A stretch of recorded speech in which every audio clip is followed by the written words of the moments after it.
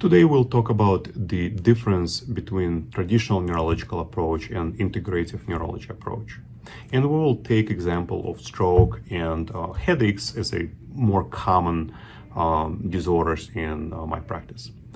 So when patients develop a stroke, they come to the hospital, they get treated for the stroke, which is very, very effective and absolutely required. But then we also work them up for what potentially has caused the stroke. So the most common reasons for the stroke would be high cholesterol, diabetes, hypertension, potentially carotid disease, potentially atrial fibrillation. So we will find them, we will label patient, we have diabetes, you have hypertension, you have high cholesterol, here are the pills for you, go to rehab and then follow with your primary physician.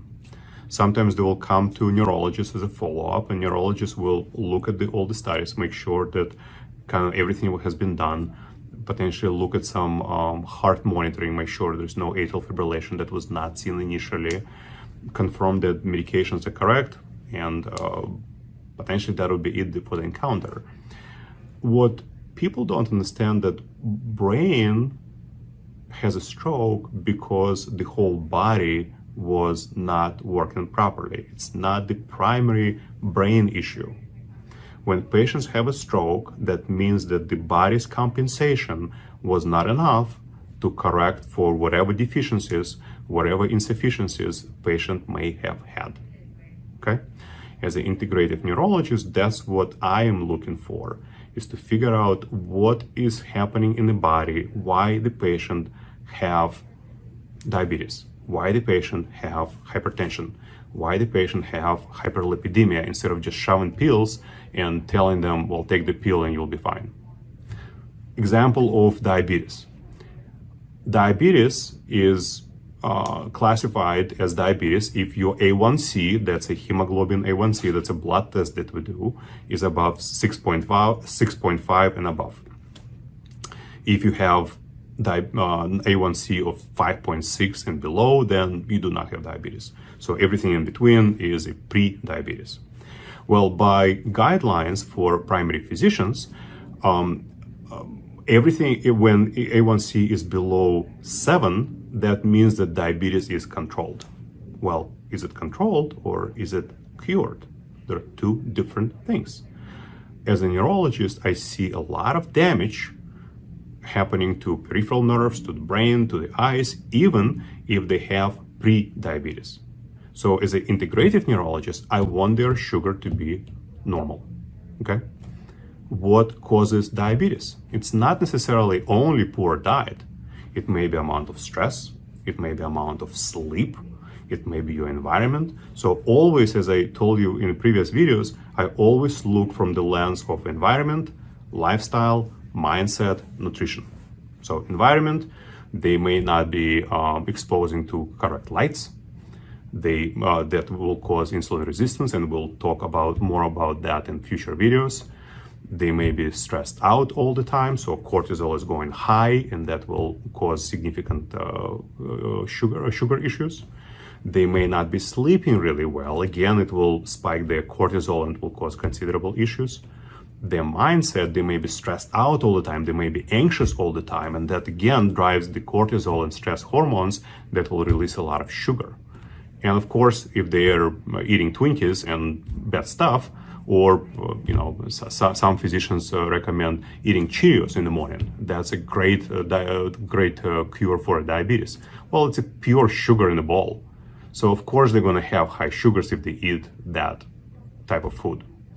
So as an integrative neurologist, I would like to figure out what deficiencies in the body cause diabetes. Same thing with hypertension. Are they not sleeping really well? Do they have sleep apnea that is not diagnosed?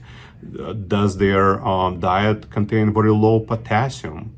Is there anything else that may be causing, or too much stress that may be causing their hypertension? So instead of giving medications for high blood pressure, I would rather start adjusting their diet, their supplements, their lifestyle to make sure that the blood pressure will not be elevated. Same thing with cholesterol.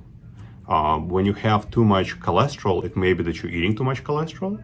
But in the vast majority of the cases, it's actually your body is producing too much cholesterol. So we need to figure out why that happens. Is it inflammation? Is it a primary sugar problem again? Is it insulin resistance that has not been diagnosed? So all of these factors need to be looked at. And then if we can correct all of those factors, then the real risk factor for this, risk factors for the stroke will be controlled, and the chance for the stroke will be considerably decreased.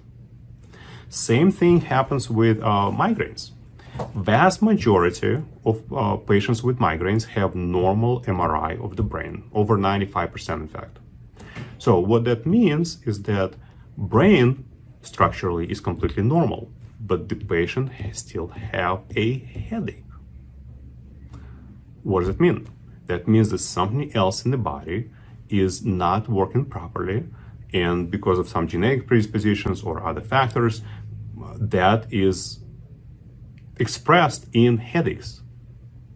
So how do we treat that? Well, as a typical neurologist, I will just give them medications to help them to control those headaches.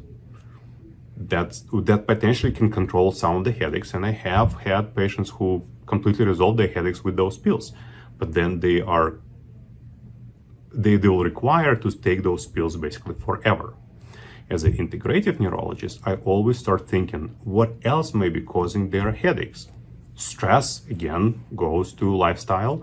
Poor sleep, again, a poor lifestyle issue.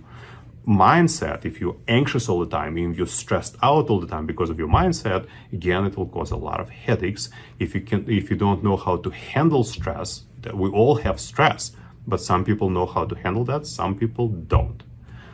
Then again, it will cause headaches. If you're eating too much sugar, or if you're eating, some patients get better with low gluten diet or no gluten diet. Some people will get headaches if they eat too much sugar. Some people will have headaches if they eat other certain foods.